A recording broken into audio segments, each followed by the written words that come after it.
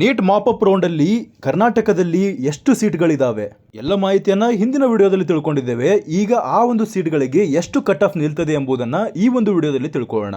Neat 2025ರಲ್ಲಿ 472 ಅಂಕ ತೆಗೆದರೂ ಕೂಡ seat ಸಿಕ್ಕಿಲ್ವಾ? SC ಮತ್ತೆ ಎಸ್ಟಿ ಕೆಟಗರಿಯಲ್ಲಿ 380 ಅಂಕ ತೆಗೆದರೂ ಕೂಡ ಸೀಟ್ ಸಿಕ್ಕಿಲ್ವಾ? ನಿಮಗಾಗಿ ಇನ್ಸ್ಪೈರ್ ನೀಟ್ ಅಕಾಡೆಮಿ ಉತ್ತಮವಾದಂತಹ ಸ್ಕಾಲರ್ಶಿಪ್ ಒಂದಿಗೆ ಬಂದಿದೆ. ನಿಮಗೆ ಲಾಂಗ್ ಟರ್ಮ್ ಅನ್ನ ಫ್ರೀ ಆಗಿ ಅಡ್ಮಿಷನ್ ಅನ್ನ ಮಾಡಿಸ್ಕೊಳ್ಳೋದಕ್ಕೆ ತಯಾರಾಗಿ ನಿಂತಿದೆ.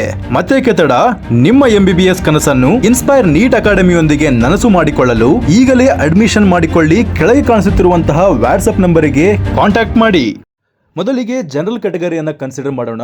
3 ಸೀಟ್ಗಳು ಉಳಿದಿದ್ದಾವೆ. ಈ 3 ಸೀಟ್ಗಳು ಎಲ್ಲಿ ಉಳಿದಿದ್ದಾವೆ ಅನ್ನೋದನ್ನ ಕರೆಕ್ಟ್ ಆಗಿ ತಿಳ್ಕೊಳ್ಳಿ. ಯಾಕೆ ಹೇಳ್ತಾ ಇದ್ದೀನಿ ಅಂದ್ರೆ, ಈ 3 ಸೀಟ್ಗಳು ಉಳಿದಿದ್ದಾವಲ್ಲ, ಈ 3 ಸೀಟ್ಗಳು ಪ್ರತಿಷ್ಠಿತ ಕಾಲೇಜ್ಗಳಾದಂತಹ BMC ಕಾಲೇಜ್, MMC ಕಾಲೇಜ್ ಮತ್ತೆ ಅಟಲ್ ಬಿಹಾರಿ ವಾಜಪೇಯಿ ಕಾಲೇಜ್ಗಳಲ್ಲಿ ಒಂದೊಂದು ಸೀಟ್ಗಳು ಉಳಿದಿದ್ದಾವೆ.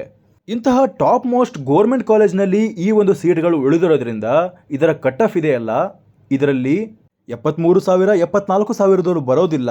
50,000 ಒಳಗಡೆ ಇರೋರೇ ಇನ್ನೂ ಸ್ವಲ್ಪ ಜನ ಉಳ್ಕೊಂಡಿರ್ತಾರೆ.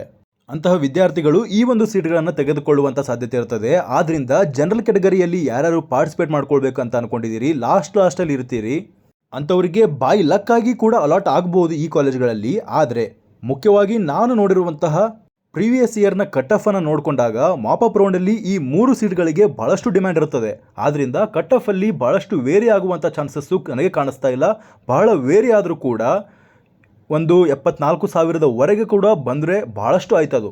ಈ 3 ಸೀಟ್ಗಳಿಂದ ಜನರಲ್ ಕ್ಯಾಟಗರಿಯ ಕಟ್ ಆಫ್ ಅಲ್ಲಿ ಬಹಳಷ್ಟು ಏರುಪೇರು ಆಗೋದು ಬಹಳಷ್ಟು ಕಡಿಮೆ ಇರುವಂತಹ ಸಾಧ್ಯತೆ ನಮಗೆ ಕಾಣಿಸ್ತಾ ಇದೆ.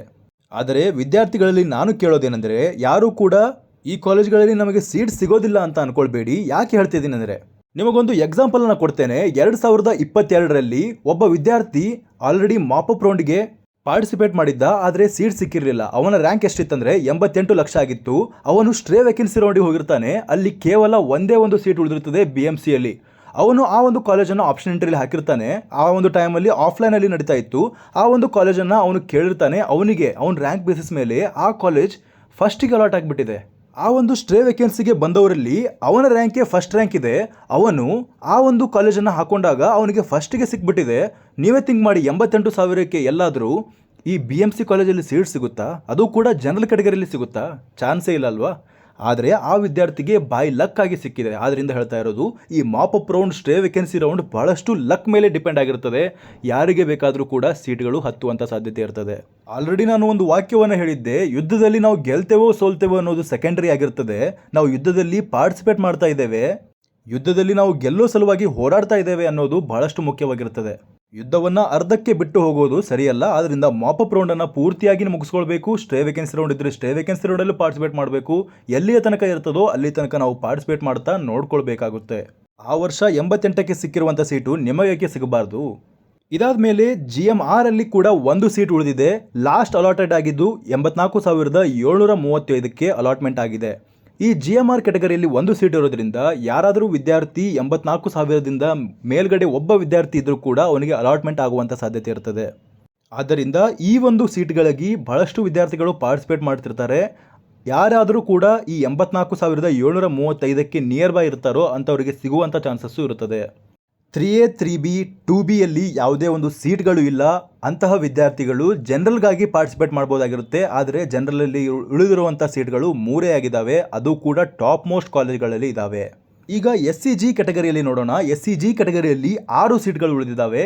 ಈ 6 ಸೀಟ್ಗಳಲ್ಲಿ ನಮಗೆ 2 ಕಾಲೇಜ್ಗಳಲ್ಲಿ ಒಂದೊಂದು ಸೀಟ್ಗಳು ಉಳಿದಿದ್ದಾವೆ. ಅದು ಕೂಡ ಗೋರ್ಮೆಂಟ್ ಕಾಲೇಜ್ಗಳಲ್ಲಿ. ಅಟಲ್ ಬಿಹಾರಿ ವಾಜಪೇಯಿ ಕಾಲೇಜಲ್ಲಿ ಒಂದು ಸೀಟು, ಹಾಸನ್ ಕಾಲೇಜ್ನಲ್ಲಿ ಒಂದು ಸೀಟು, ಅದೇ ರೀತಿ ಈಸ್ಟ್ ಪಾಯಿಂಟ್ ಕಾಲೇಜಿನಲ್ಲಿ 3 ಸೀಟ್ಗಳು ಉಳಿದಿದ್ದಾವೆ.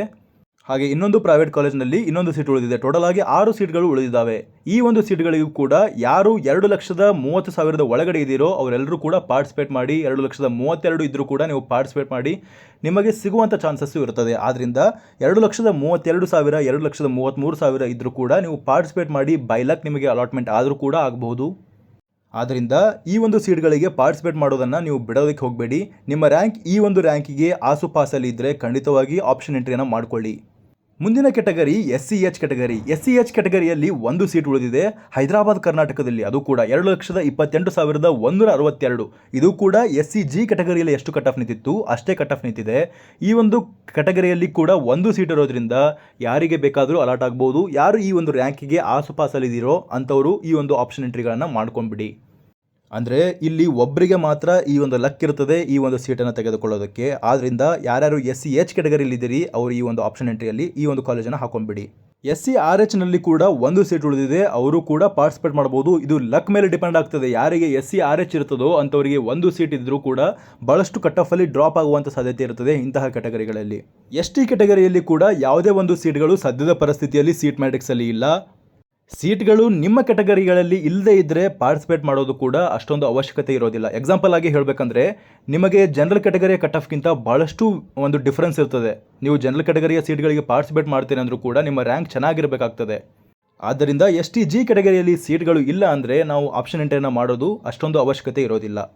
ಅದೇ ರೀತಿ 3A 3B ಕೆಟಗರಿಯವರು ಜನರಲ್ ಕೆಟಗರಿಯಲ್ಲಿ ಪಾರ್ಟಿಸಿಪೇಟ್ ಮಾಡ್ಬೋದು. ಹಾಗೆ 2B ಕೆಟಗರಿಯವರೆಗೂ ಕೂಡ ರ್ಯಾಂಕ್ ಚೆನ್ನಾಗಿದ್ದರೆ ನೀವು ಜನರಲ್ ಕೆಟಗರಿಯಲ್ಲಿ ಪಾರ್ಟಿಸಿಪೇಟ್ ಮಾಡ್ಬೋದಾಗಿರುತ್ತೆ ಆ 3 ಸೀಟ್ಗಳಿಗೆ. ಈಗ ಕೊನೆಯದಾಗಿ ಉಳಿದಿರುವಂತಹ ಕೆಟಗರಿ 2AG ಕೆಟಗರಿ. 2AG ಕೆಟಗರಿಯಲ್ಲಿ ಕೂಡ 92,825ಕ್ಕೆ ಕಟ್ ಆಫ್ ನಿಂತಿತ್ತು. ಕೇವಲ ಈಗ ಒಂದು ಸೀಟ್ ಇದೆ. ನಿಮ್ದೇನಾದರೂ ರ್ಯಾಂಕ್ 92,000ಕ್ಕೆ ನಿಯರ್ ಬೈ ಅಥವಾ 93,000 94,000 ಇದ್ದರೂ ಕೂಡ ಪಾರ್ಟಿಸಿಪೇಟ್ ಮಾಡಿ. ಬೈ ಲಕ್ ನಿಮಗೂ ಕೂಡ ಅಲಾಟ್ಮೆಂಟ್ ಆದರೆ ಆಗ್ಬೋದು.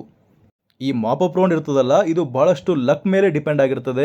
ನಿಮ್ಮ ಮೇಲ್ಗಡೆ ಎಷ್ಟು ಜನ ಟಾಪರ್ಸ್ಗಳಿದ್ದಾರೆ, ನಿಮ್ಮ ಮೇಲ್ಗಡೆ ಎಷ್ಟು ಜನ ನಿಮಗಿಂತ ಹೆಚ್ಚಿಗೆ ಮಾರ್ಕ್ಸನ್ನು ತೆಗೆದುಕೊಂಡಿದ್ದಾರೆ, ಅದೆಲ್ಲದರ ಮೇಲೆ ಈ ಒಂದು ಕಟ್ ಆಫ್ ಡಿಸೈಡ್ ಆಗ್ತದೆ. ಇದಿಷ್ಟಾಗಿತ್ತು ಈವರೆಗಿನ ವಿಷಯ.